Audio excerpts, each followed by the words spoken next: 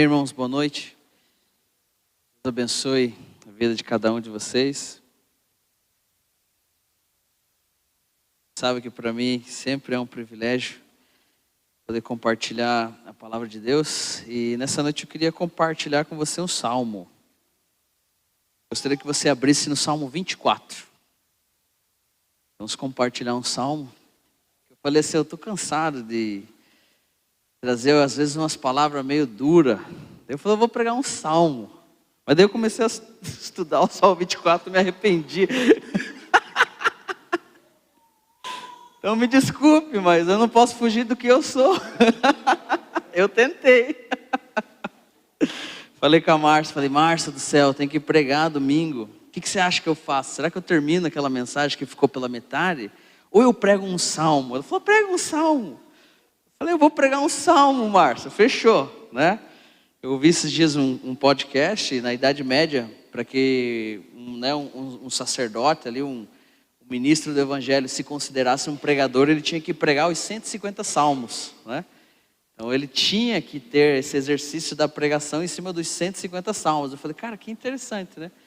Aí eu comecei a analisar e perceber que realmente o livro de Salmos é um livro que eu uso muito para minha devoção pessoal, mas é um livro que eu tenho pregado muito pouco. Eu falei, eu vou pregar um salmo, né? E aí depois a Márcia falou, prega, daí você, né? Você tem que, né, levar em conta, né, que Jesus se batiza, o Espírito Santo desce sobre ele em forma de pomba, mas sobre nós, meros mortais, ele desce sobre nós em forma de esposa. Então, por favor, sempre que a tua esposa falar alguma coisa, você presta atenção, tá bom? Porque é batata. Então vamos lá, Salmo 24, obrigado. Salmo 24, nós vamos ler aqui o capítulo inteiro. Nós vamos compartilhar aí, versículo a versículo, desse salmo tão precioso. Todos encontraram aí? Beleza? Eu sei que eu acho que... vamos fazer a projeção ali também, então me acompanhe na leitura. Versículo 1 diz assim, ao Senhor pertence a terra e a sua plenitude, o mundo e os que nele habitam. Porque ele fundou-a sobre os mares e sobre as correntes a estabeleceu. Aí vem uma pergunta. Quem subirá ao monte do Senhor? E quem há de permanecer no seu santo lugar? O que é limpo de mãos e puro de coração. O que não entrega a sua alma à falsidade e nem faz juramentos com a intenção de enganar. Esse receberá do Senhor a bênção e a justiça do Deus da sua salvação. Essa é a geração dos que o buscam. A geração dos que buscam a face do Deus de Jacó. Levantem as suas cabeças, ó portas, levantem-se, ó portais eternos, para que entre o Rei da Glória. E quem é esse? Quem é o Rei da Glória? O Senhor forte e poderoso, o Senhor poderoso nas batalhas. Levantem-se as suas cabeças, ó portas, levantem-se, ó portais eternos, para que entre o Rei da Glória. E quem é esse Rei da Glória? O Senhor dos Exércitos, Ele é o Rei da glória. Galera, o Salmo 24, ele está dividido em 3 partes, tá? Primeira parte, versículos 1 e 2, nós podemos ver aquele a quem nós adoramos. Nos 2 primeiros versículos, nós podemos conhecer mais a respeito de quem Deus é, ok? Então, os 2 primeiros versículos falam um pouco a respeito do caráter de Deus. Na segunda parte desse Salmo, que vai do versículo 3 ao versículo 6, nós vamos já nos deparar com aqueles que adoram. Se nos 2 primeiros versículos nós conhecemos os atributos de Deus, nesses versículos que seguem nós conhecemos os atributos que têm os adoradores. E aí o final, que vai nessa terceira parte, que vai do versículo 7 adiante ali, nós podemos ver o nosso Senhor como Ele verdadeiramente é. Nós podemos ver o nosso Senhor exaltado, glorificado, subindo aos céus de forma gloriosa. É um texto que tem muita informação para nós e nós vamos analisar essas 3 partes para aprender um pouquinho a respeito de quem nós adoramos, qual é a característica que devemos cultivar para adorá-lo e, se Deus quiser, a gente conseguir chegar no final conseguir contemplar o Senhor entrando, né, no seu santuário, exaltado, glorificado, cheio de glória e majestade. O versículo 1 diz que ao Senhor pertence a terra e tudo que nela se contém, o mundo e os que nele habitam. Aqui nós começamos a perceber que o nosso Senhor, Ele se mostra poderoso. Nós vemos que a Deus, ao Deus que nós servimos e conhecemos, a Ele pertencem todas as coisas. Nada foge dos seus olhos, nada escapa das suas mãos. O versículo está dizendo para nós que o nosso Deus é soberano sobre a sua criação, porque nada mais, nada menos, Ele é o dono dela. O Senhor é aquele quem fez e ao mesmo tempo também é aquele que sustenta toda a sua obra criada. Nesse primeiro versículo nós conseguimos enxergar aquele Deus que é o Criador de todas as coisas e ao mesmo tempo o Deus que sustenta, o sustentador de todas as coisas. Esse primeiro versículo, o salmista, ele faz uma referência ao primeiro capítulo de Gênesis, quando ele descreve a criação de todas as coisas.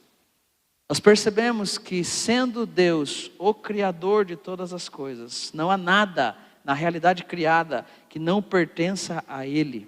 A terra então é sua propriedade. Mas não apenas a terra como coisa criada, não apenas as árvores, os animais, os rios, os lagos, as cachoeiras e tantas outras coisas que Ele fez para a sua própria glória. Não apenas a criação em si pertence a Ele, mas também o texto está dizendo para nós que cada pessoa que está dentro desse planeta que se chama Terra também pertence ao Senhor. Em outras palavras, também é sua propriedade. Tanto as coisas humanas quanto as coisas não humanas pertencem ao Senhor. Sejam elas físicas, reais, espirituais, não há nada da dimensão criada que não pertença ao nosso Deus. Não há nada que não esteja debaixo do seu reino, do seu governo e da sua santa e soberana vontade. E agora é interessante porque nessa altura do campeonato, você sabe que esse é um salmo de Davi. Nessa altura do campeonato, Israel sabia, o povo de Israel sabia que havia sido escolhido de Deus dentre todas as nações da terra, para que ele pudesse ser uma propriedade particular do nosso Senhor.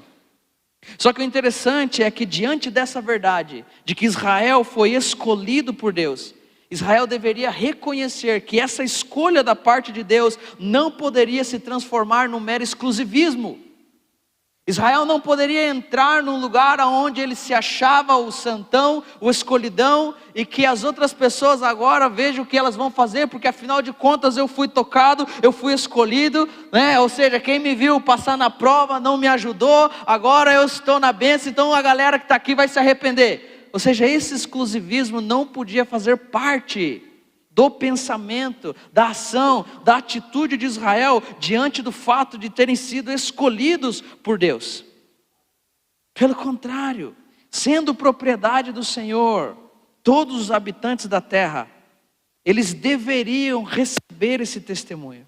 Qual era o papel de Israel? O papel de Israel era trazer essa boa notícia sobre toda a criação.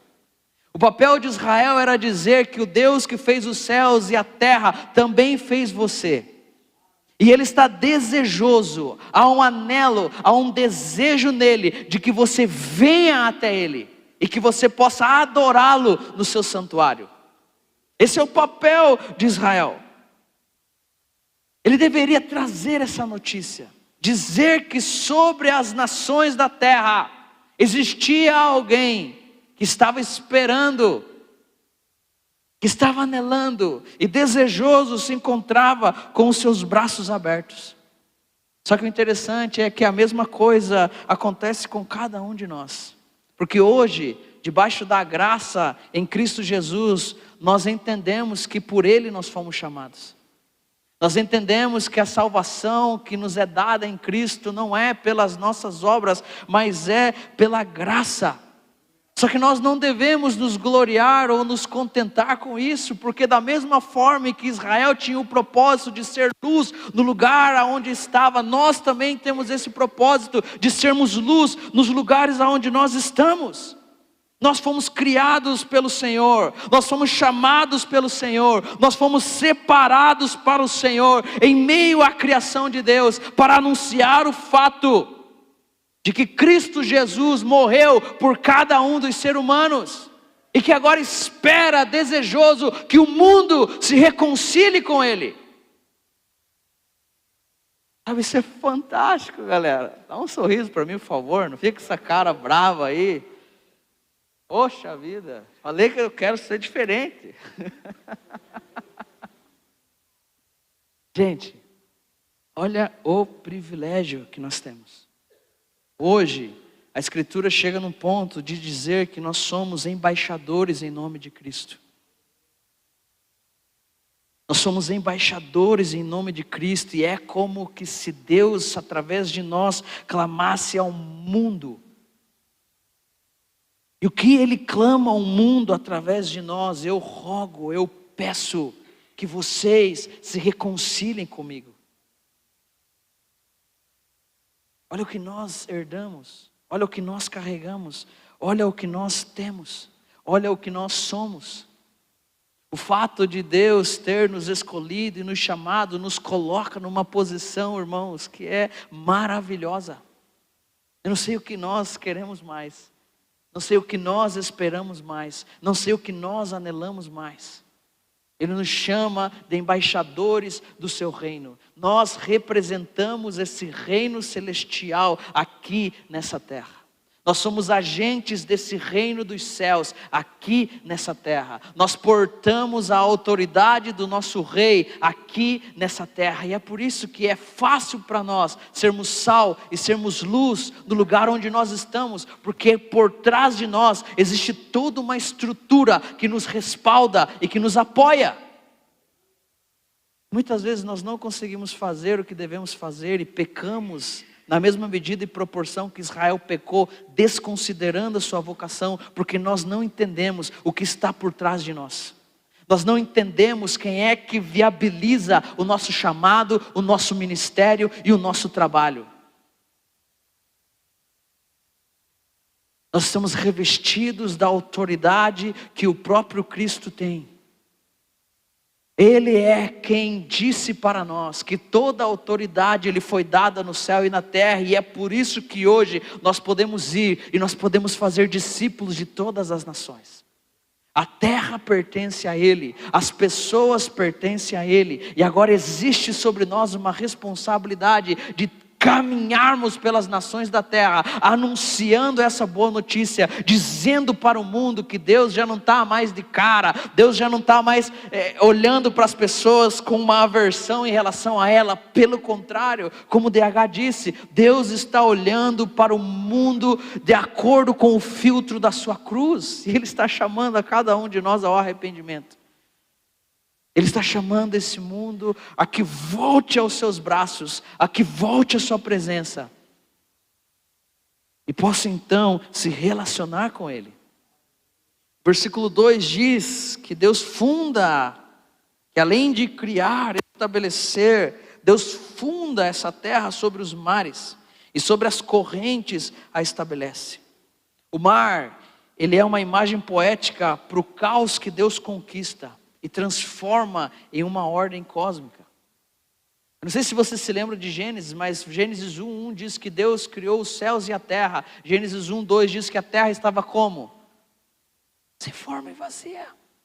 Deus é aquele que ordena, Deus é aquele que organiza, Deus é aquele que traz todas as coisas dentro de uma ordem que é extremamente bela e perfeita. Não existe nada difícil para o nosso Deus, irmãos. Não existe nada que seja complicado para Ele. Ele é aquele que pode todas as coisas.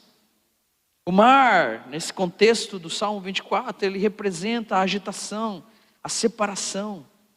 Mas Deus, o Todo-Poderoso, é aquele que doma esse mar e organiza de forma majestosa a sua criação. Eu não sei se você se lembra de Jesus no barco. Os discípulos juntamente com ele se instauram uma tempestade. Mas qual é a posição de Jesus dentro daquele barco? Tranquilo. Não há um problema para ele. É um problema para quem?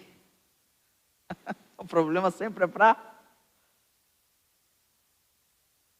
E é gostoso ver Jesus de alguma forma trazendo e mostrando a autoridade que tem sobre toda essa agitação, sobre toda essa tempestade, sobre todo esse problema que se levanta. Irmãos, Ele é um Deus que pode parar os ventos, Ele é um Deus que pode fazer coisas maravilhosas, não existe limites para o seu agir, para o seu atuar.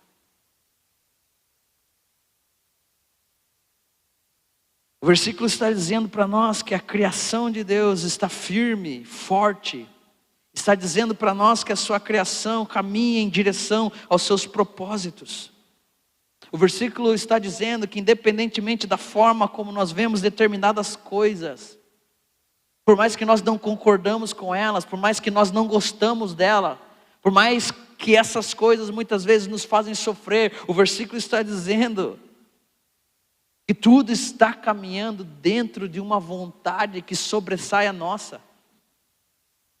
O versículo está dizendo que tudo está debaixo de um controle que não é o nosso. O versículo está dizendo que existe, parafraseando Romanos, uma vontade que é boa, perfeita e agradável, acontecendo em situações ruins, imperfeitas e desagradáveis. É um hino, é um louvor, é uma exaltação à soberania do nosso Deus. Ele continua sendo quem Ele disse que é, aquele que tem o controle e o governo em suas mãos. E nós poderíamos dar um passo além de Gênesis 1 e 2, e entrar em Gênesis 3 e pensar que independentemente do pecado que acaba entrando na criação e causando toda a agitação e desordem que nós vemos nesses dias, nós devemos de reconhecer que Deus segue com os seus desígnios. O nosso Deus, Ele não é pego de surpresa no mar da existência humana. Não há ninguém que possa surpreendê-lo. Isso, queridos, é maravilhoso. Pelo contrário, o nosso Deus segue adiante, trabalhando para estabelecer essa preciosa redenção. A sua vida está nas mãos de um Deus que é soberano. A sua vida está nas mãos de um Deus que é bom, que é justo. A sua vida está nas mãos de um Deus que é descrito pelos mártires em Apocalipse. Não sei se você já leu esse versículo, esse texto. Existe um monte de gente que morreu por causa da sua fé em Jesus. E elas estão agora debaixo do altar de Deus, lá no céu. E elas clamam, elas oram e elas dizem: até quando, soberano, santo e verdadeiro? Ou seja, qual é a descrição daqueles que foram mortos por causa da sua fé? Eles descrevem a Deus como sendo um Deus soberano. Eles descrevem a Deus como sendo um Deus santo. E eles descrevem a Deus como sendo um Deus verdadeiro. Como eu descrevo ao Deus que eu sirvo? Como você descreve o Deus que você serve? Na sua relação com Ele, quais são as coisas que ressaltam dEle para você? Eu vejo um monte de gente morta, literalmente morta, por causa da sua fé em Jesus, dizendo que Ele é santo, soberano e verdadeiro. Agora muitas vezes eu, diante da primeira dificuldade que enfrento, qual é a minha atitude e reação?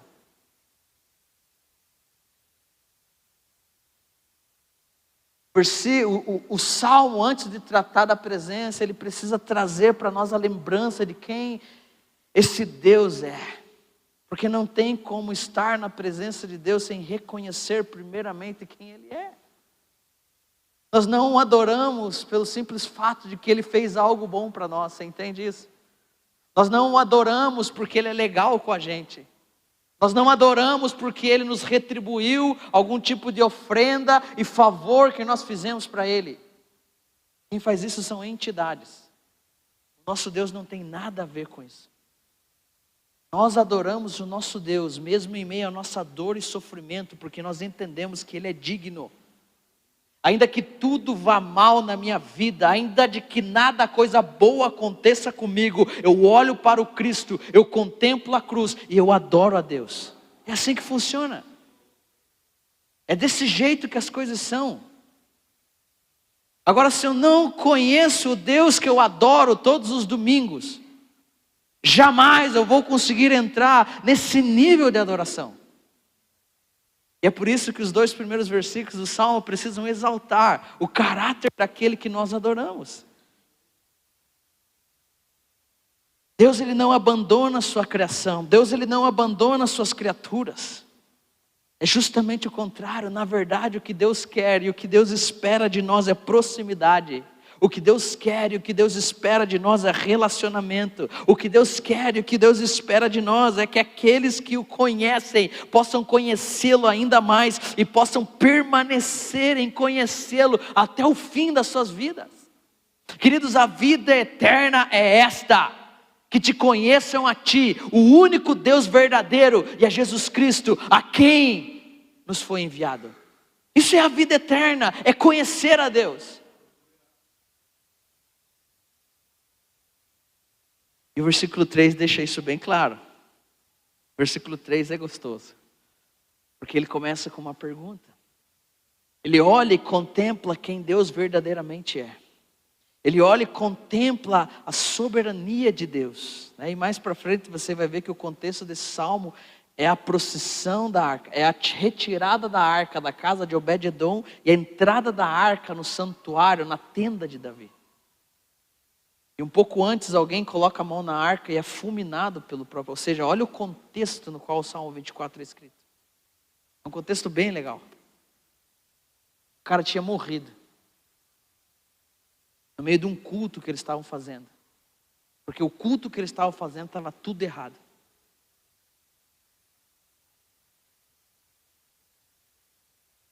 Sorriso para mim, por favor. Dá um sorriso para mim. Deixa tua mente ir embora desse lugar. Traz ela de volta para cá. E olha o que diz o versículo 3. Quem subirá ao monte do Senhor? E quem há de permanecer no seu santo lugar?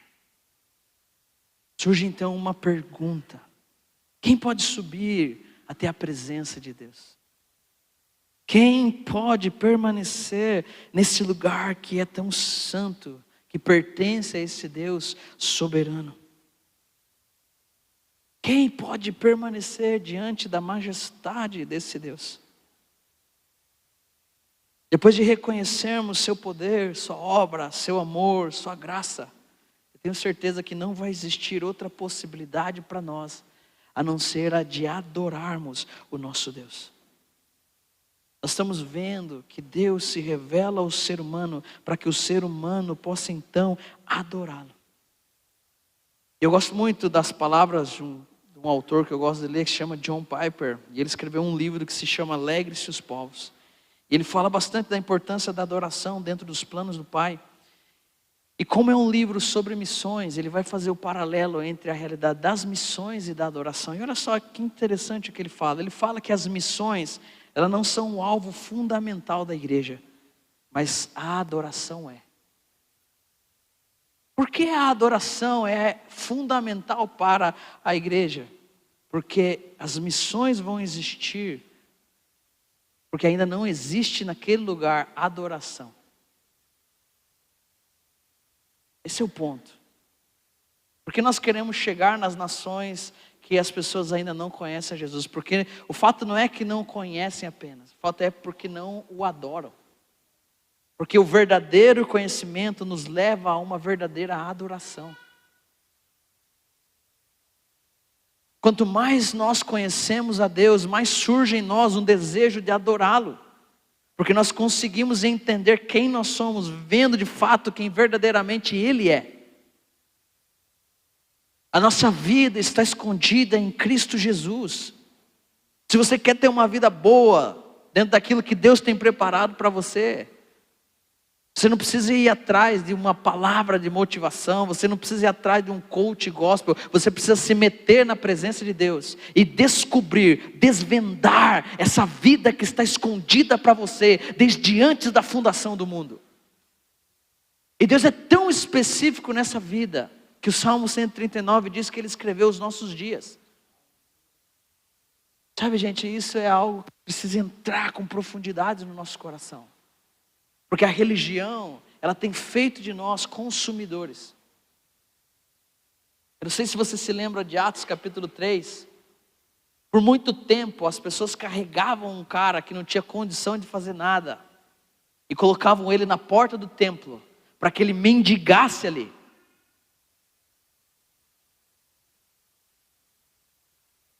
Sabe, esse é o papel da religião nas nossas vidas. Ela nos traz até um templo evangélico. E faz com que eu e você se transforme num mendigo ali dentro, num pedinte ali dentro. E a gente gosta disso, porque para a máquina funcionar, eu preciso de alguém que goste disso. Para a máquina andar, caminhar, eu preciso de alguém que se alimente disso. Porque é uma ação recíproca. Ao mesmo tempo em que eu amenizo minha consciência religiosa, dando uma esmola para aquele que está sentado na porta do templo, ao mesmo tempo aquele que está sentado na porta do templo olha para mim e diz: oh, obrigado por essa esmola. Eu alimento a condição na qual ele está, enquanto ele alimenta a condição na qual eu vivo, e juntos, together. Lembra batata, furúnculo, together? E juntos. Você nasceu para mim. Olha o ministro religioso para o cara na porta do templo. O cara na porta do templo responde: eu nasci para você. Uma junção perfeita. Sabe para onde nos vai levar isso? Sabe para onde nos vai levar isso? Isso vai nos levar rumo à desgraça. Eu dou graças a Deus por aqueles que vão entendendo algumas coisas. Que aí entra um Pedro na história. E o Pedro, coitado, naquele dia estava quebrado. E graças a Deus, cara, que ele não tinha uma moeda no bolso. Graças a Deus pelo fato de Pedro não ter uma moeda no bolso. Porque talvez também ele teria entrado no jogo.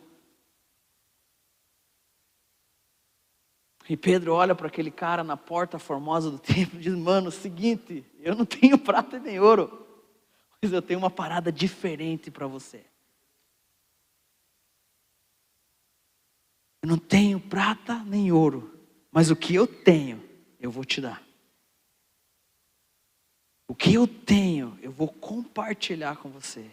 Agora, querido, levanta e anda. Essa é a palavra que Deus tem falado para nós. Levanta e anda. Levanta, vamos levantar do nosso comodismo. Vamos levantar da nossa religiosidade.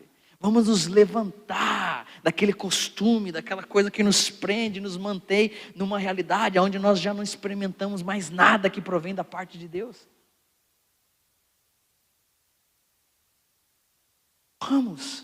Vamos subir à presença do Senhor. Esse texto fala de uma procissão. Nós vamos subir a essa montanha. Nós vamos subir a essa presença. Nós vamos nos esforçar para ir e para chegar nesse santo lugar.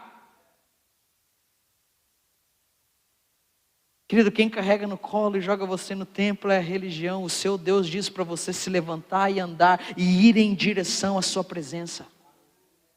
E ir em direção ao seu santuário, e ir em direção ao seu verdadeiro templo. E é gostoso porque, aqui terminando a citação, o autor diz que quando essa era aqui terminar, e os redimidos estiverem diante do trono de Deus, não existirá mais missões, porque as missões são necessidade temporária, porém existirá adoração, porque a adoração permanece para sempre.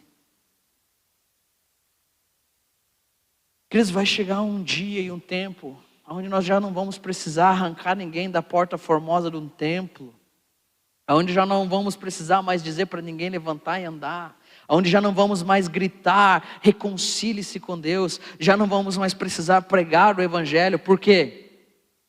Porque todas essas coisas se consumarão. Mas ainda nós vamos permanecer diante daquele a quem nós adoramos.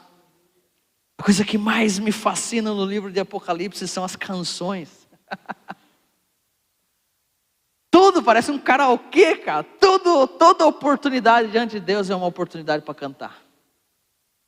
Para cantar, para louvar, para celebrar a obra que foi feita através de Cristo Jesus. A obra que foi feita através de Cristo Jesus. E é interessante, o autor continua dizendo que a adoração é o combustível das missões. Por quê? Porque a paixão por Deus em adoração precede o oferecimento de Deus por meio da pregação. Porque eu e você, nós não podemos recomendar aquilo que nós não apreciamos. Sabe por que é difícil evangelizar? Sabe por que é difícil falar de Jesus? Porque Ele é pouco apreciado por nós. Isso é uma verdade. Desculpe por trazer verdades. Se nós o apreciássemos mais, se o nosso coração estivesse mais cheio, em vez de ficar falando besteira e bobeira por aí, nós estaríamos celebrando e contando as verdades de Deus. Só que se lembra, muitas vezes qual é o nosso posicionamento? Nós estamos sentados num templo evangélico, apenas para ter aquela sensação de direito, de dever cumprido. E já amanhã, quando começar a rotina, quando começar a semana, aquilo que o William falou, serão apenas palavras vazias, vão ser esquecidas no tempo.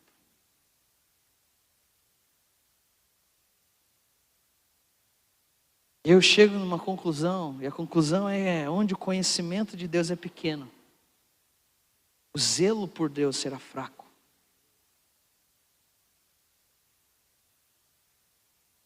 Por que nós não brigamos mais pela presença do Senhor? Porque nós o conhecemos pouco. Simples assim. Nós o conhecemos muito pouco. Nós nos contentamos, 1, 2 vezes a semana, participarmos de algum tipo de programação religiosa, amenizamos a nossa consciência, segue o baile, porque a correria das nossas vidas é grande. Mas eu fico pensando, digo, será que diante do Senhor, naquele grande dia, tudo aquilo que eu digo, para encobrir o estilo de vida que eu vivo, será que isso vai servir como resposta diante daquele Senhor? Porque eu vou olhar para você e dizer: querido, é isso aí. Faz o que você achar melhor.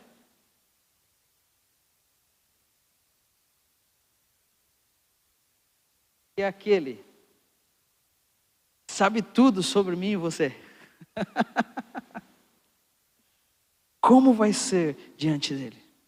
Nós percebemos que onde o conhecimento de Deus é pequeno, o zelo por Deus será fraco. E se o zelo por Deus é fraco, todas as outras coisas em nossa vida serão fracas. E aí você diz: mas eu tenho que cuidar da minha família. Você não vai cuidar da sua família de forma adequada se o seu zelo por Deus ser fraco. Você não vai ser um bom funcionário, não vai ter um bom emprego se o seu zelo por Deus for fraco. Essa igreja não vai ir adiante, não vai prosperar e não vai ganhar essa cidade se o nosso zelo por Deus for fraco. É simples assim, irmãos. Como é que nós mudamos as coisas? Mudando a nós mesmos. Como que transformamos as coisas? Transformando a nossa própria atitude. Quem subirá? É uma pergunta genérica que abrange a todos nós, e ela está sendo feita para mim e para você. Quem vai subir? E eu vou responder: eu vou! É assim. Gente, desculpe, mas não dá. Ecoe dentro de você isso. Porque eu vou ser repreendido mesmo, eu não estou nem aí. João! Gente, o que vocês querem? O que vocês querem? O que vocês querem? O que vocês querem? Quem vai subir nesse lugar? Quem vai viver uma vida diferente? Quem vai ser diferente aqui? Quem? Quem? O texto está dizendo para nós, quem é que vai fazer uma parada que ninguém está fazendo? Porque todo mundo está fazendo a mesma coisa e ninguém está chegando a lugar nenhum. Mas agora, quem que vai romper essa bolha? Quem vai dizer, eu não tenho prata, eu não tenho ouro, eu não conheço nada, eu não sei de nada, mas sabe, eu quero algo diferente que ninguém no meio da minha geração tem. É isso que eu quero. É o que eu preciso. É o que eu desejo. Não ficar aqui melindrado de mimimi. Ai, Jesus. Eu estou de saco cheio de viver uma vida assim, onde não acontece nada, de ter que pedir licença ou com licença.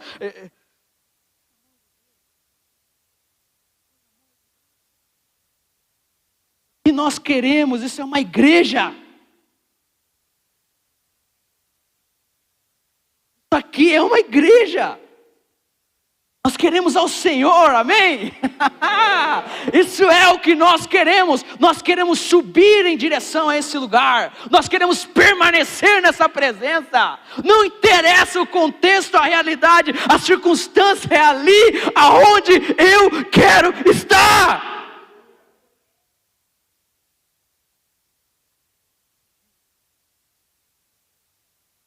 Vamos continuar o texto?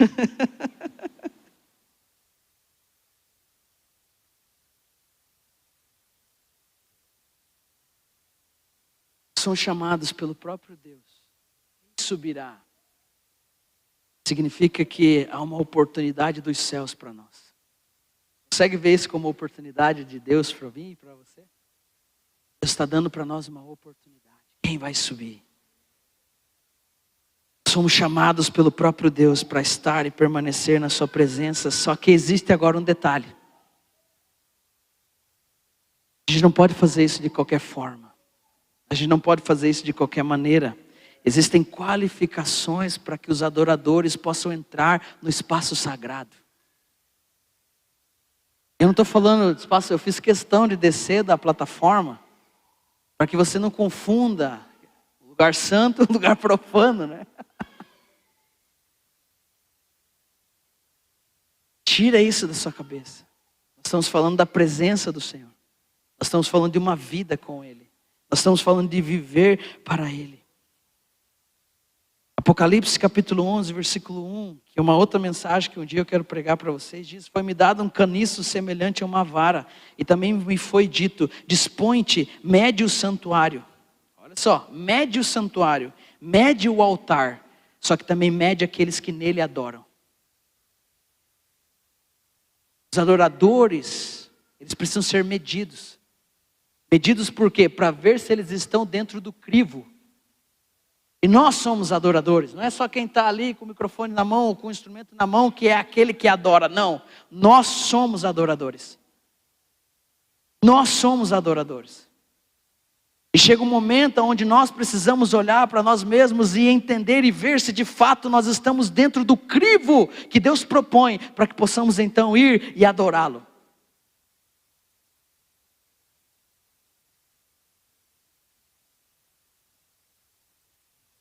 Essa pergunta aqui, quem subirá ou quem permanecerá, ela está sendo feita pelo rei. Davi era o rei que encabeçava essa procissão. Ela está sendo feita para o rei, pelo rei. Pensa comigo. Davi entra no seu reino. Ele quer unificar essas tribos. Ele sabe do poder que ele tem quando ele trabalha com a realidade da arca, da presença. A arca ficou muito tempo esquecida, ficou deixada em determinado lugar. Mas Davi agora, em uma posição de autoridade, ele decide trazer a arca para um lugar onde o povo vai poder contemplá-la e estar diante da presença do Senhor. Eles fazem uma verdadeira festa. Eles têm corais, eles têm sacrifícios, eles têm instrumentos. O rei vai à frente da procissão celebrando, cantando e dançando. Eles compram um carro novo. Eles investem pesado na estrutura do evento, na organização do evento. E eles chamam, convocam, convidam todo o povo de Israel. E uma grande procissão se estabelece. E sabe o que acontece? Enquanto eles estão caminhando, celebrando, cantando, dançando. Um maluquinho chamado Uzá mete a mão na arca. E sabe o que acontece com ele? Fulminado. Morre na hora. E agora imagine o clima dessa festa.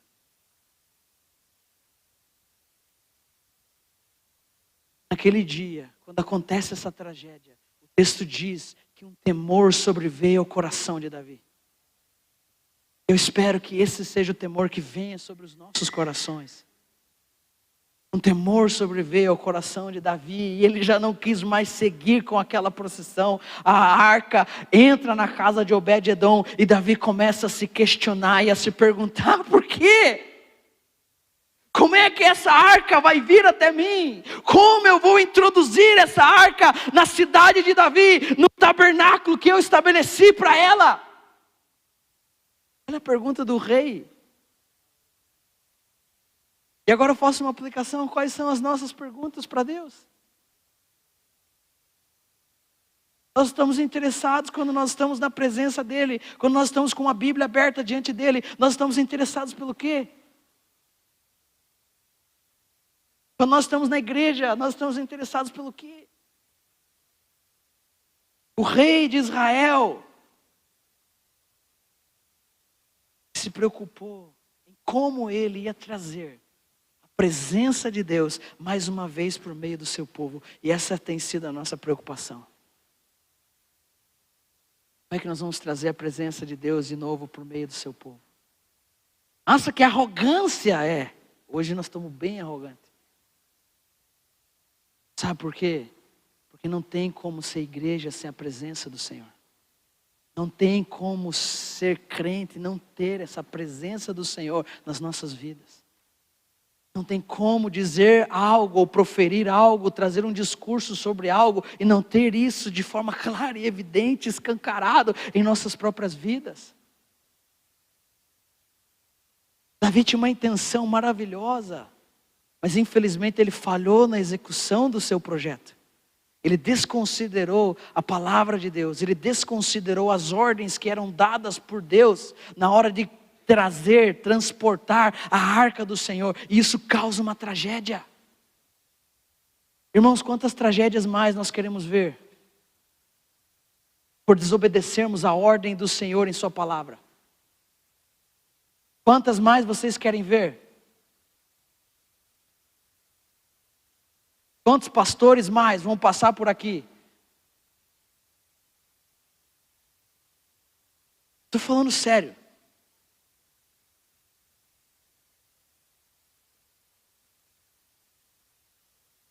Qual vai ser o próximo Uzá que vai cair morto diante do Senhor? Porque está desobedecendo a instrução que Deus dá de forma clara e direta na sua palavra. Por favor, me entendam nessa noite. Entendam. Me suportem. Paulo disse para os coríntios: me suportem, porque eu zelo por vocês. Sabe, gente, até quando? Mas é gostoso porque uma segunda procissão se instaura. A primeira foi uma tragédia, mas a segunda vai cumprir com o seu objetivo. E a arca vai entrar na cidade de Davi e vai ser colocada naquela tenda, onde vai ser adorada 24 horas por dia, 7 dias por semana, de uma forma maravilhosa. Eu não sei você, mas em qual lado da história você quer estar? Você quer estar do lado da tragédia? Ou você quer estar do outro lado? Onde nós estamos vendo Deus fazer coisas maravilhosas. Davi entende como transportar essa arca. Nesse período em que ele vai buscar informação de como trazer a arca de novo para Jerusalém, a casa de Obed-edom, o geteu, é abençoada pela presença do Senhor. Quando Davi ouve que Obed-edom está sendo abençoado pelo fato de ter a arca dentro da sua casa, e sabe quem que era Obed-edom? Obed-edom. Edom era o irmão lá do Jacó, era uma das nações que eram inimigas de Israel. E a palavra geteu é uma das palavras que são sinônimas para o termo filisteu. Meus queridos, a arca abençoou a casa de um filisteu. Eles são conhecidos como o povo inimigo de Deus. Mas se eles querem e desejam e anelam, Deus está disposto a abençoá-los. Agora, se Ele pode abençoar a casa de um filisteu, será que Ele não pode abençoar a minha casa? Será que Ele não pode abençoar essa casa? Será que Ele não pode abençoar a nossa casa? Mas por que não faz, Senhor? Existe uma maneira de proceder. Existe uma forma em que as coisas caminham. E todas as vezes que as formas que eu prescrevo na minha palavra são desconsideradas, é óbvio que as coisas não vão acontecer. Não se trata de um capricho, algumas coisas. Não se trata de uma questão, é porque eu quero que seja assim, cara. Pega a minha opinião e joga no lixo. Só que agora abra a Bíblia. Veja se o que eu estou dizendo, e eu falo eu na posição de pastor, que os pastores, ou seus líderes, ou as pessoas que influenciam você. Veja se o que ele está dizendo condiz com aquilo que Deus diz. E se isso é verdade, abraça, querido. Abraça com unhas e dentes. Toma isso como se fosse algo de Deus para você, porque certamente é. Não precisa ficar pensando muito. É gostoso ver que nessa segunda procissão, eles fazem a coisa certa, eles conduzem a presença de maneira correta. E a arca finalmente chega onde? Entra na cidade de Davi. Entra nesse tabernáculo que foi construído para ela. Davi faz a pergunta certa. Como virá a minha arca do Senhor? E ele descobre como a arca precisa ser conduzida. Só que as palavras não vão parar. Porque trazer a presença é uma coisa. Permanecer nela é outra. E Deus não quer que a gente viva de momentos. Deus quer que a gente viva com Ele. Viva com Ele. E as perguntas de Davi não param. E o Salmo 24 mostra. E ele começa a dizer, quem que é que vai subir? A arca está indo, vai entrar na cidade. Vai entrar no tabernáculo. Mas agora quem entrará juntamente com ela? E quem permanecerá diante dela?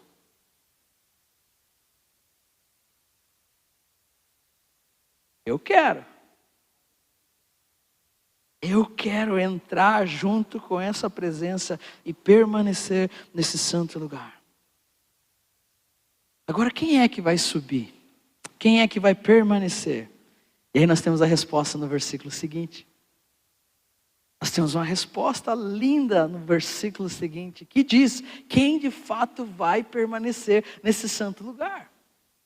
E olha só que interessante.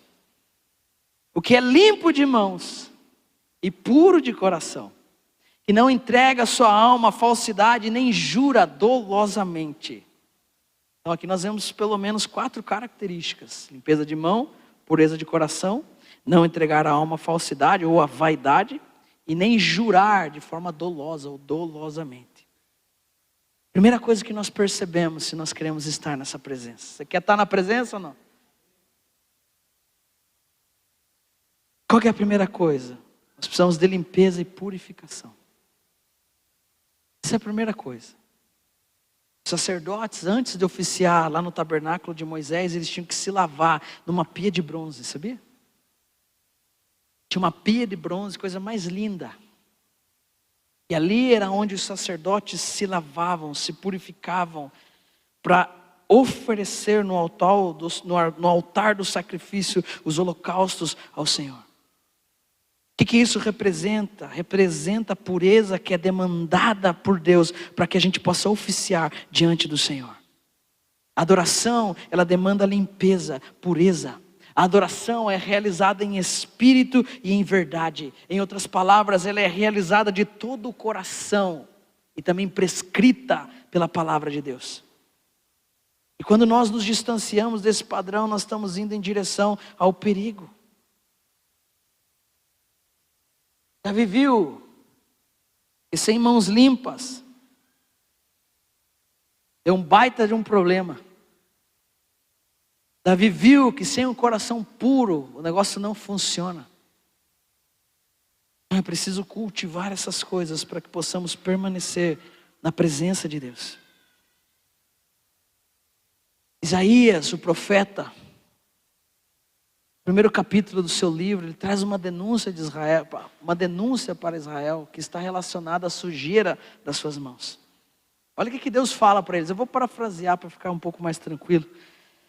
Ele diz que as festas que vocês fazem, que os cultos que vocês realizam, que as solenidades que vocês desenvolvem, cara, minha alma já está de saco cheio disso. Deus está falando, Isaías 1,14, depois você lê.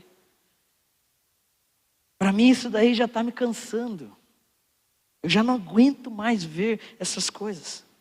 E quando vocês estendem as mãos, eu escondo de vocês os meus olhos.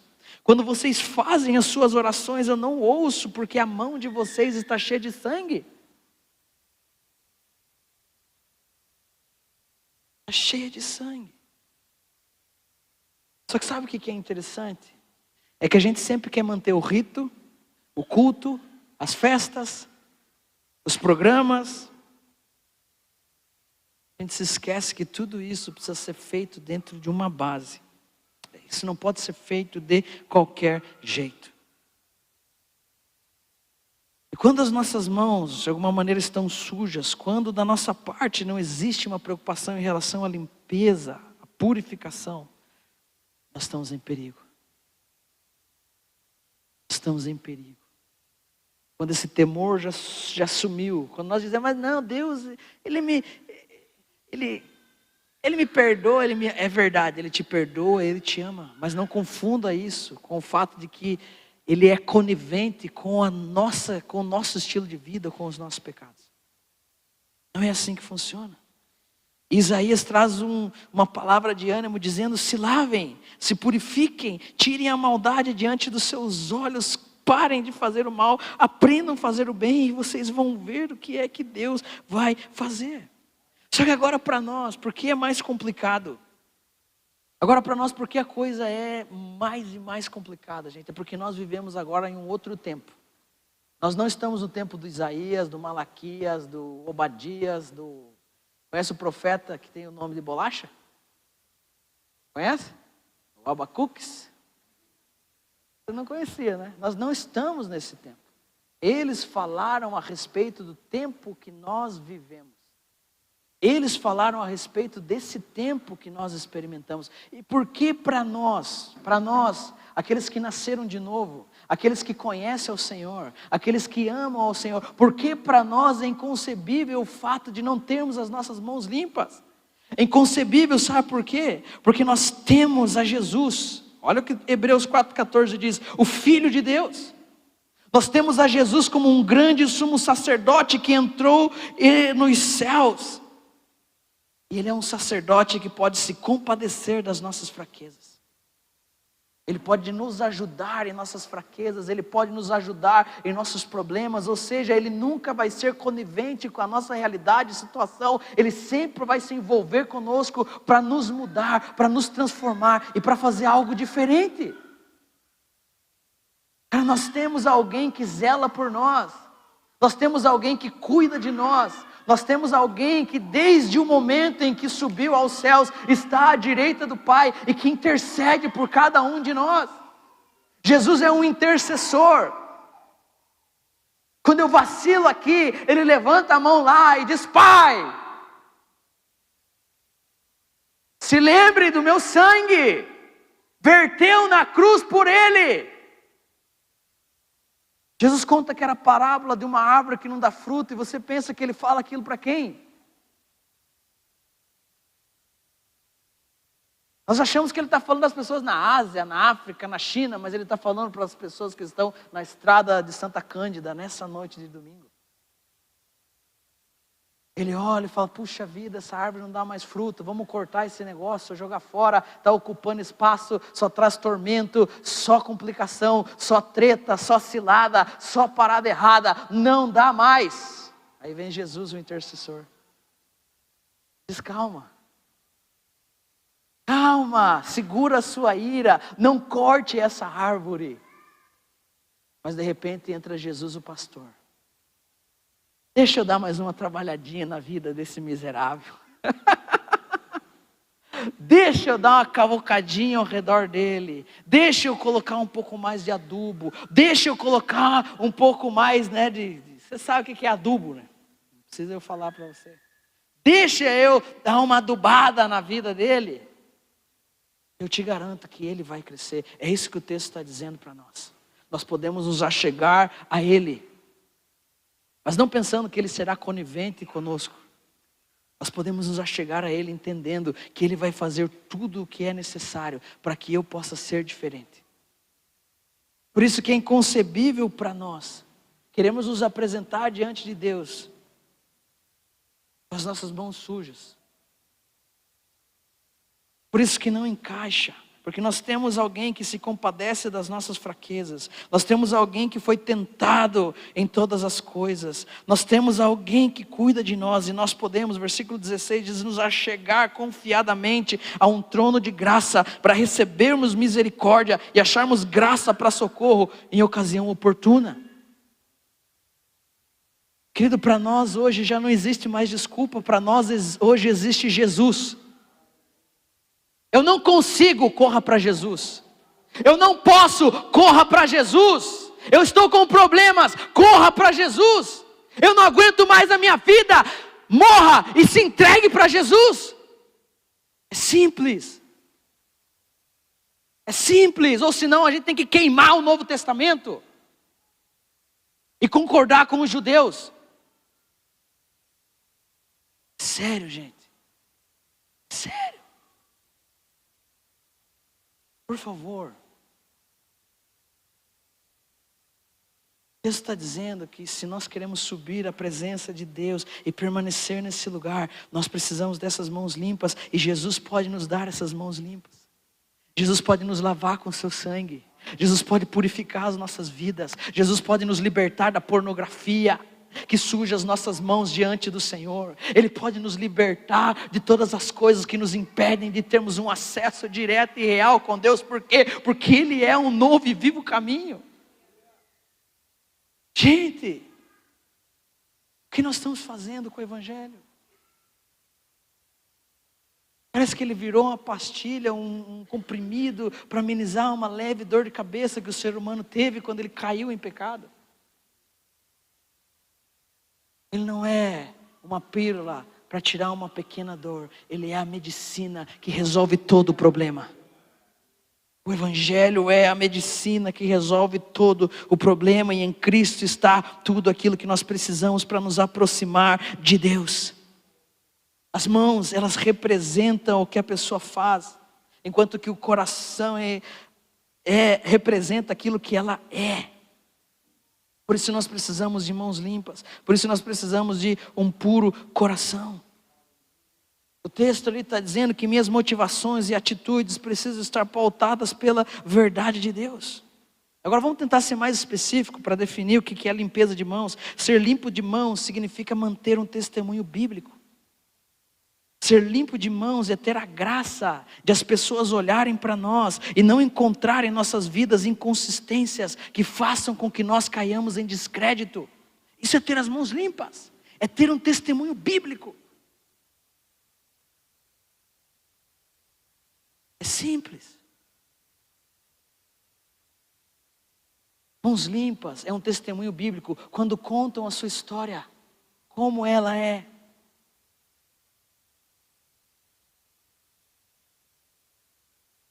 Quando descrevem você, como é que eles fazem? Eu gosto de João 14, eu sempre faço um exercício. Mude a palavra verbo pelo seu nome e vê se encaixa. William se fez carne e habitou entre nós, cheio de rancor e vaidade. É isso que diz o texto? Cheio de graça e de verdade. Como é que nós fazemos? Por onde é que nós vamos? Ser limpo de mãos também significa não só termos um testemunho bíblico, mas também desenvolvermos um serviço que é imaculado.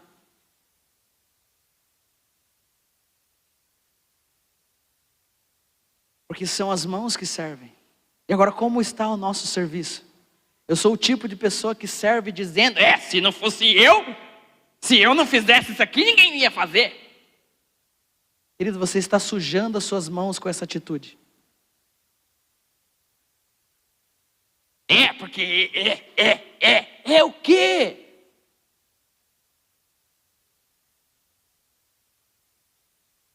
O serviço diante do Senhor é despretensioso. Não é igual o serviço que nós desenvolvemos em outros lugares. Porque lá nós esperamos o nosso pagamento no final do mês. Com o Senhor não. Nós fazemos porque Ele já pagou tudo. É o contrário. Nós já recebemos pela graça tudo o que nós não merecíamos. É isso. E é por isso que nós vamos e servimos. Essa é a base na qual fazemos as coisas que fazemos.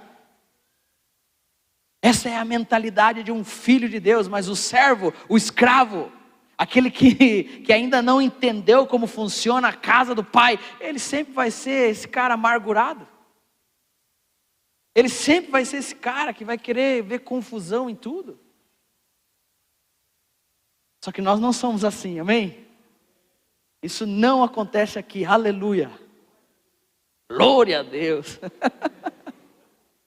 Meu Deus, né? Agora, limpeza de mãos. É ser reconhecido como uma pessoa perfeita? É claro que não, ninguém aqui é perfeito. É claro que não, ninguém aqui vai alcançar a perfeição nessa vida. Mas é poder ser reconhecido como uma pessoa de caráter. Uma pessoa que através das suas atitudes, das suas obras, demonstra que ela é confiável. É ser reconhecido como alguém que serve de maneira despretensiosa, sem segundas intenções. E o gostoso é que se as nossas mãos estão limpas, a nossa consciência vai estar tranquila. Mas agora todo aquele que tem as suas mãos sujas, porque de alguma forma ele quer burlar o sistema, de alguma forma ele quer fazer um cachorro, de alguma forma ele quer tirar alguma vantagem, esse cara vai ser atormentado pela sua própria consciência. Eu gosto de uma das interpretações do inferno. Estou meio louco, né? Alguns teólogos dizem que o verme que nunca morre no inferno é a consciência.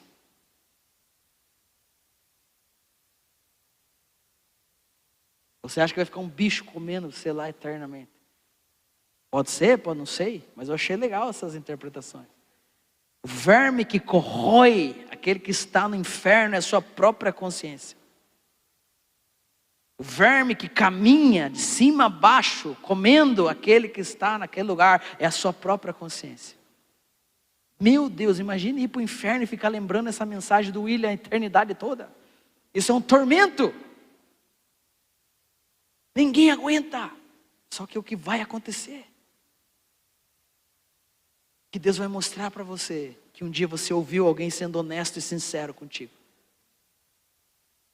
Talvez meio exagerado, mas verdadeiro.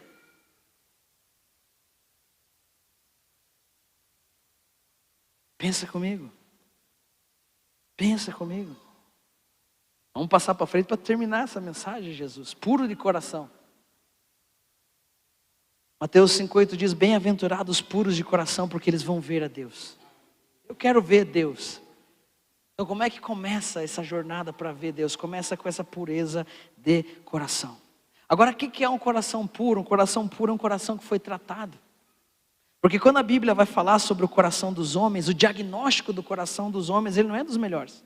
Naturalmente o coração humano, caído em pecado, ele produz coisas que não convêm. E para ir em contra dessas coisas, nós temos que nadar contra uma maré, contra uma inclinação que naturalmente está em nós. Jesus, em Mateus 15:16, quando fala do coração do homem, ele diz assim, ele está no meio de uma discussão com os fariseus, e ele diz: vocês não compreendem que tudo que entra pela boca desce para o ventre e depois é lançado em lugar escuso? Mas o que sai da boca, isso vem do coração, e é isso que contamina o homem. Querido, o que tem saído da sua boca? O que sai da minha boca?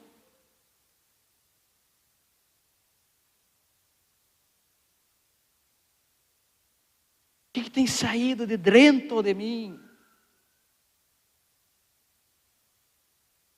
Quando você está nervosão, o que você está dizendo?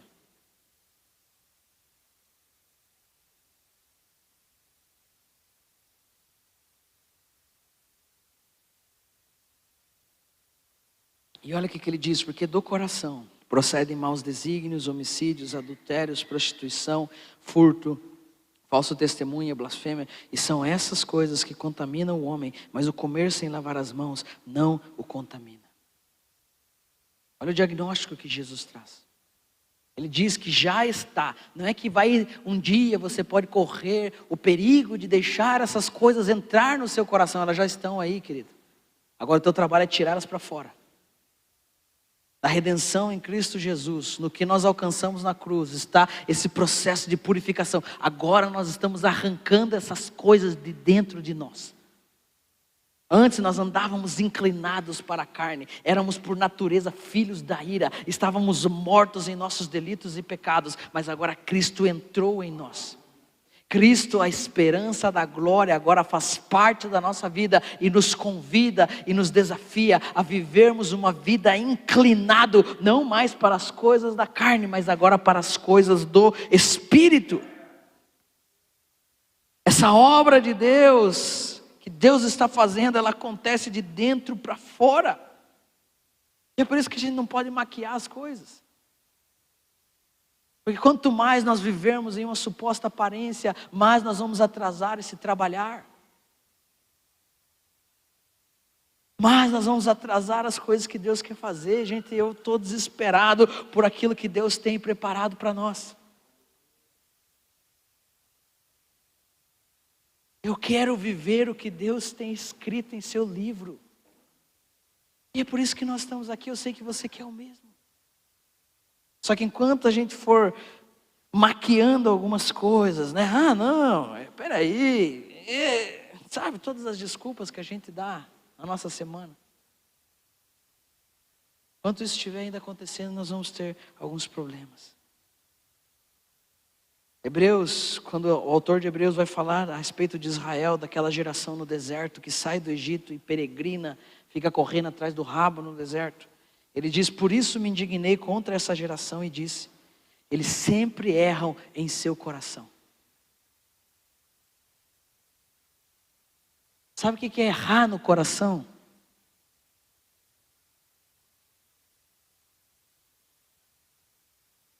É olhar determinadas circunstâncias e tirar conclusões precipitadas aqui dentro. Eu olho algo, me apavoro e quando eu vejo, eu estou tendo atitudes que não condizem, que não são necessárias, que não preciso. Por quê? Porque me precipitei lá dentro de mim. Por isso que de todas as coisas que nós devemos guardar o nosso coração. Porque ali é onde começam todas as coisas. É no teu coração que vai despertar um desejo pela presença de Deus. Mas também é no teu coração que vai despertar um desejo de fazer o mal para alguém. É aqui dentro. Olha o que o autor diz. Cara, eu estou indignado com essa geração porque eles sempre erram no seu coração. A gente tenta ensinar, tenta explicar, tenta dizer, e tem todo um carinho. Mas lá dentro, em lugares onde nós não entramos, em áreas que nós não acessamos, as pessoas já estão decididas.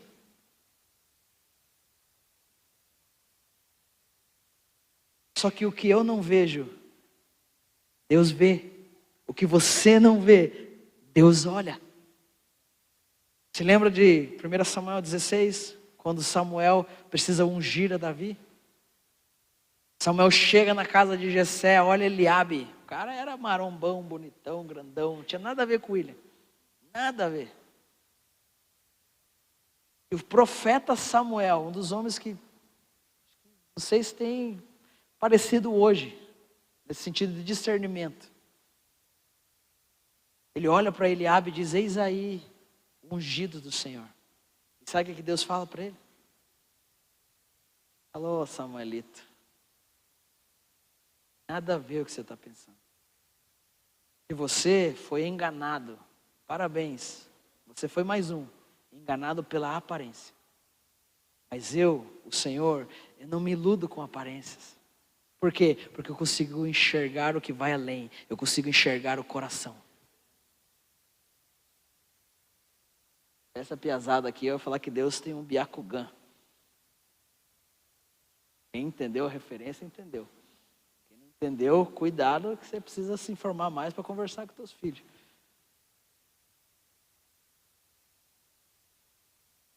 Deus não olha a aparência. Deus consegue olhar além da nossa matéria. Deus consegue olhar além de quem nós somos. Deus consegue olhar na profundidade do nosso coração. Ele olha para mim e para você. E Ele sabe o que está acontecendo aí dentro. Ele sabe. Ele sabe se eu estou de cara com alguém. Ele sabe se você está de cara com alguém. Ele sabe se você está fazendo o que é certo. Ele sabe se você está fazendo o que é errado. Ele sabe. E é por isso que Ele diz: pô, você quer chegar na minha frente cantando bonitinho? Mas o coração está onde? Jesus falou isso, disse: esse povo me honra com os seus lábios, mas onde é que está o seu coração?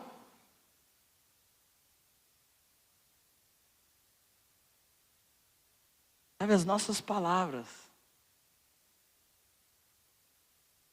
elas podem, até ser vazias, no sentido de nós não termos muita coisa para dizer.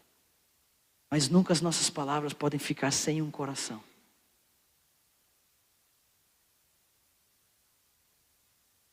Sem um desejo, sem uma intenção. Jamais. E o texto continua. É 9 horas. Pode ficar tranquilo.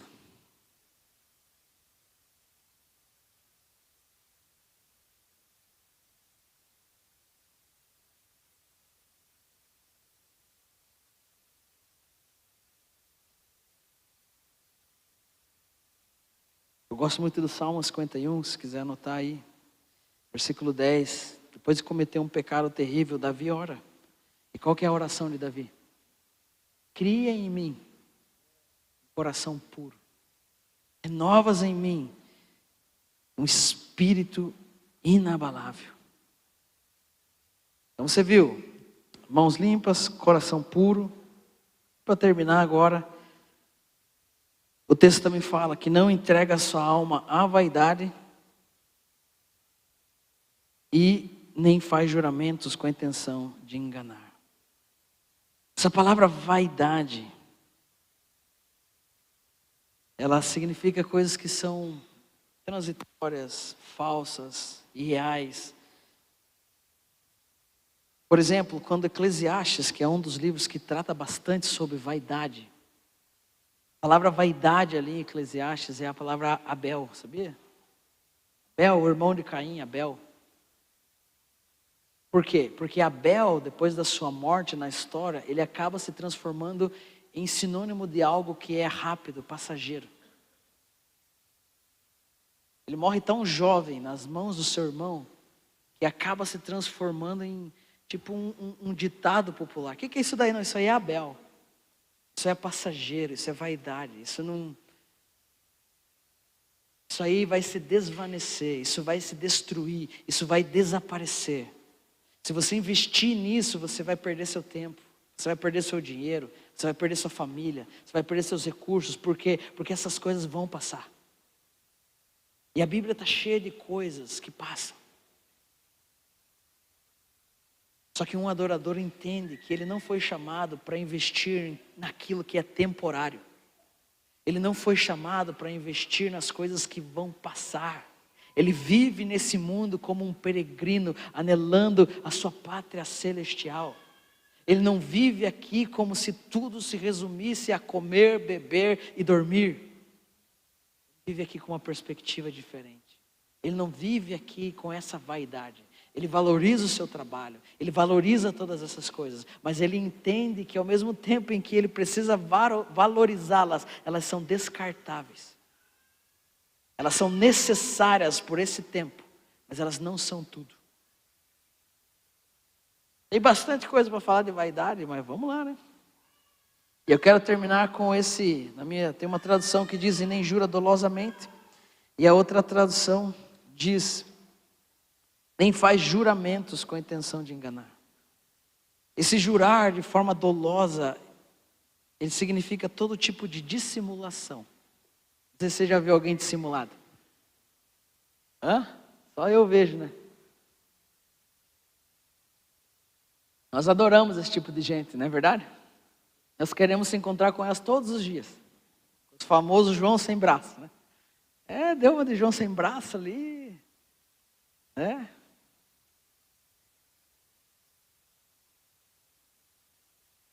Agora, sabe o que é dissimulação? Esse é um pecado tão comum. A gente precisa colocar atenção nele. Dissimulação é a ocultação de um indivíduo de suas verdadeiras intenções e sentimentos. Vou ler de novo. A dissimulação é a ocultação de um indivíduo de suas verdadeiras intenções e sentimentos. Nós podemos dizer então que a dissimulação é a mãe do fingimento e da hipocrisia. Quando alguém esconde a sua verdadeira intenção e esconde os seus sentimentos. Ela sabe que o que ela está dizendo não é verdade. Ou ela está dizendo algo apenas para que você caia numa trampa, numa armadilha, num BO. Ela está armando uma casinha para você, por trás, mas diante de você ela está dizendo: irmão, que bom. Como que é aquela dor dos irmãos queridos lá? Como que é aquela música? Como é precioso, irmão, está bem junto a ti. Mas lá atrás está tudo armado. A hora que você vacilar, já era.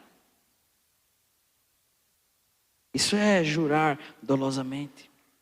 Alguém que diz algo para você aqui, daqui 5 minutos ele está dizendo outra coisa para outra pessoa lá. Um adorador, ele não tem essa postura.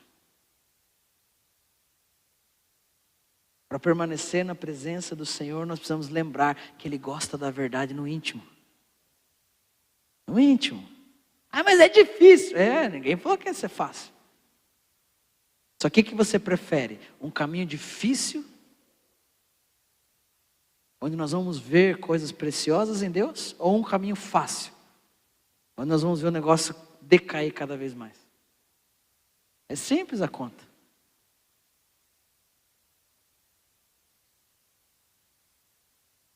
O adorador, ele não vai compactuar com mentira.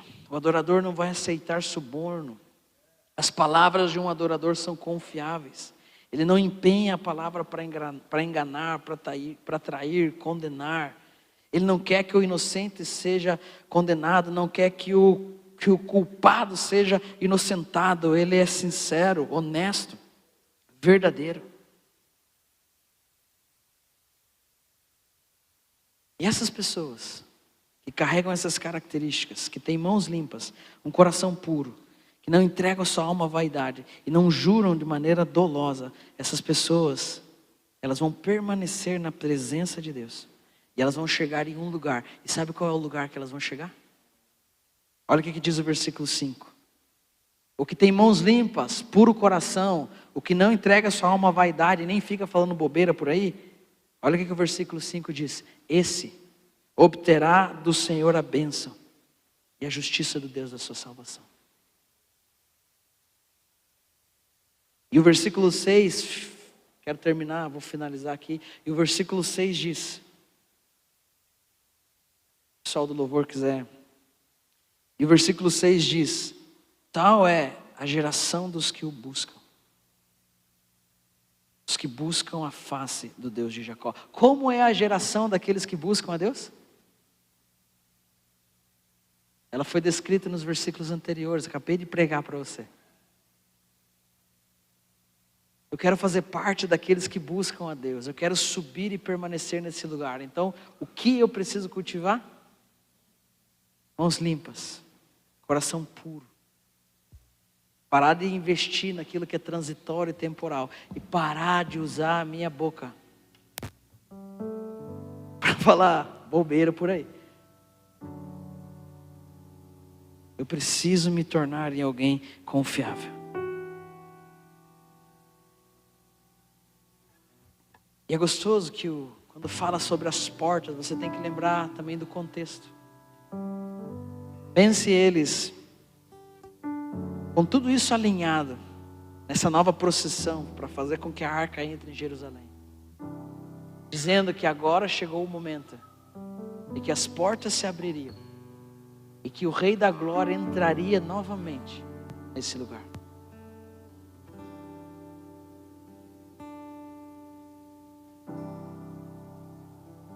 Vamos ficar em pé?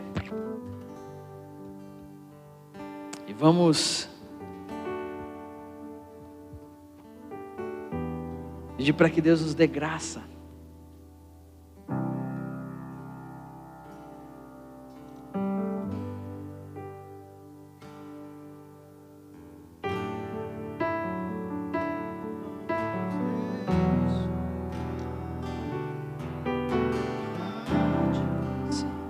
Temos mãos limpas, um puro coração. Não nos deixe cair em vaidade. Temos mãos limpas E um puro coração. não nos deixe cair em vaidade. Ó, temos Mãos limpas e o puro coração. não nos deixe cair em vaidade. Ó, deixe-nos ser A geração que te busca e busca a tua face, ó Deus de Jacó. Ó, deixe-nos ser que te busca a tua face, ó Deus de Jacó. buscamos sua face. Ó Deus de Jacó. Abra o joelho e o coração.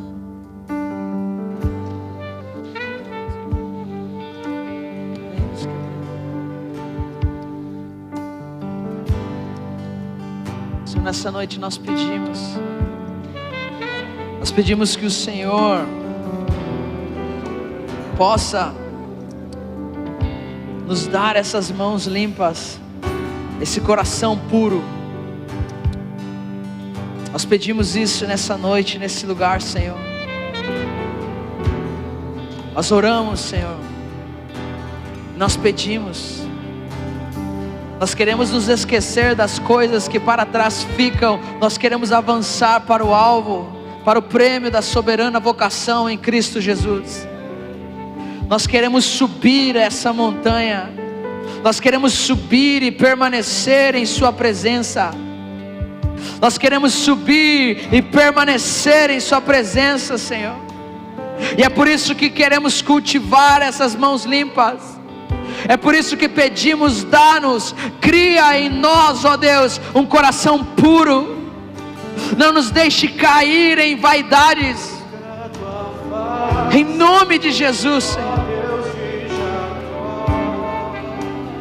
Deixe-nos ser a geração que te busca que busca a tua face, ó Deus de Jacó.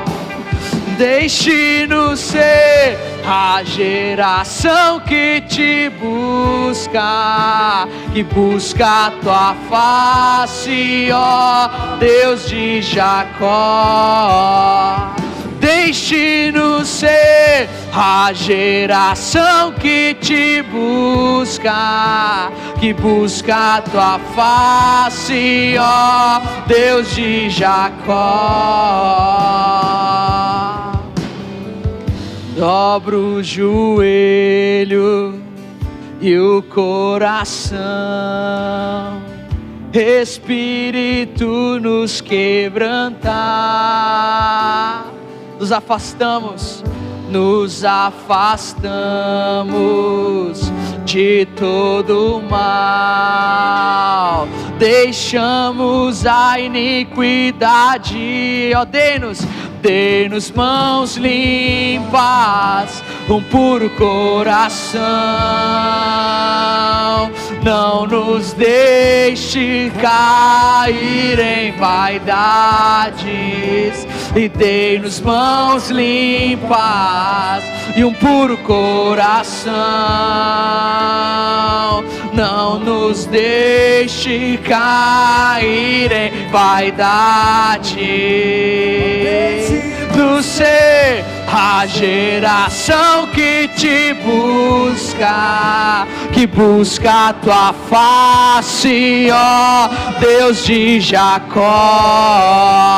E deixe-nos ser a geração que te busca, que busca a tua face.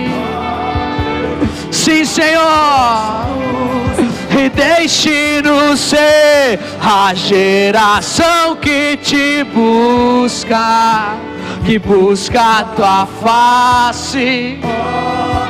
Deixe-nos ser, Senhor, e deixe-nos ser a geração que te busca, que busca a tua face.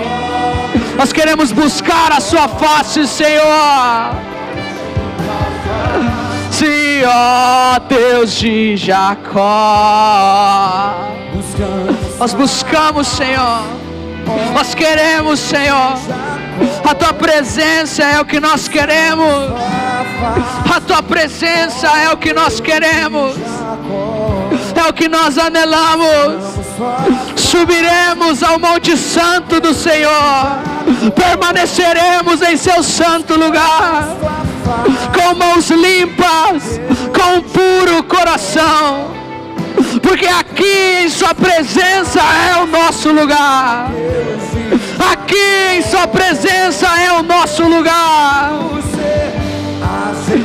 Esse é o nosso lugar. A tua presença, Senhor. A tua presença, Senhor. A tua presença, Senhor. A tua presença, Senhor. Ó Deus, subiremos ao Monte Santo, permaneceremos em seu santo lugar, ó Deus. Em nome de Jesus. Ó Deus de Jacó, buscamos tua face. Ó Deus de Jacó.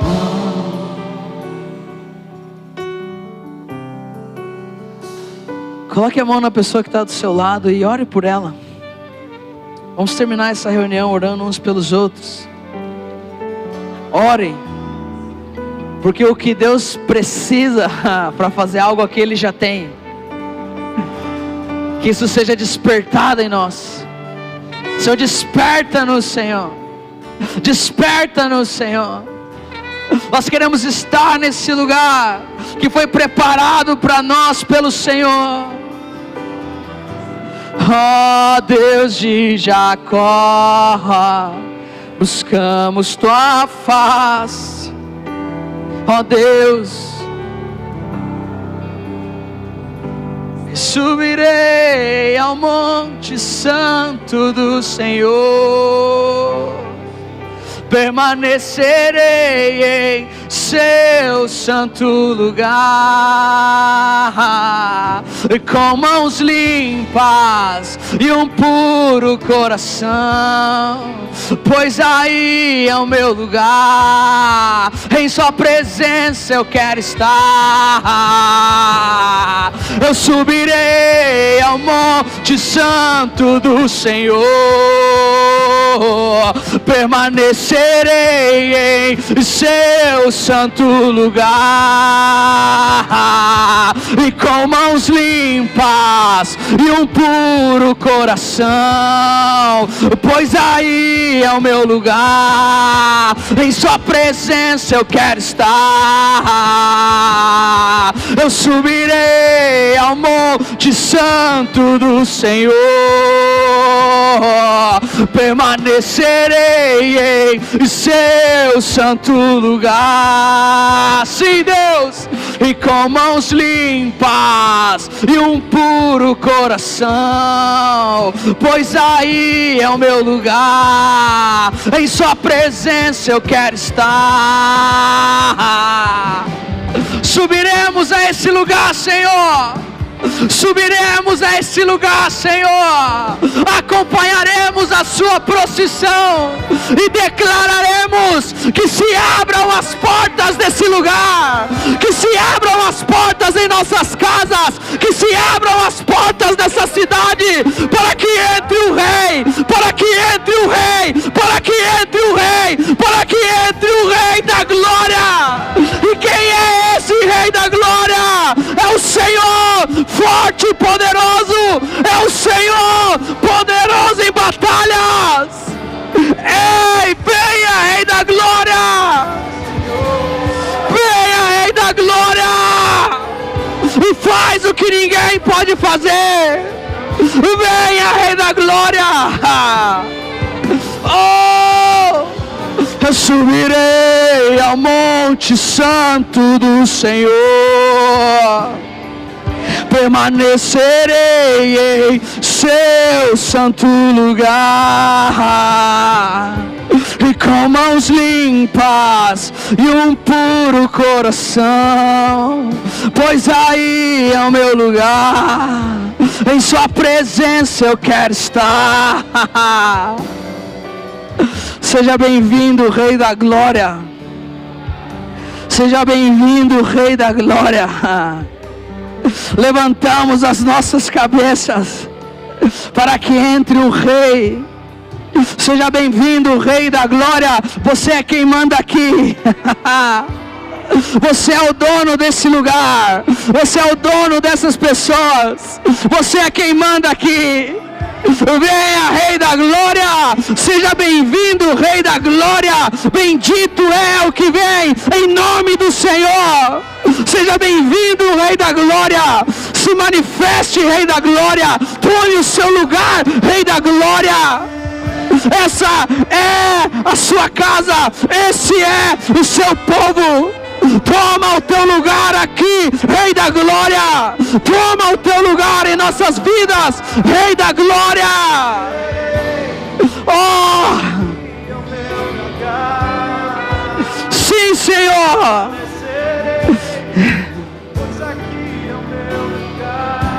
Sim, Senhor. Chega.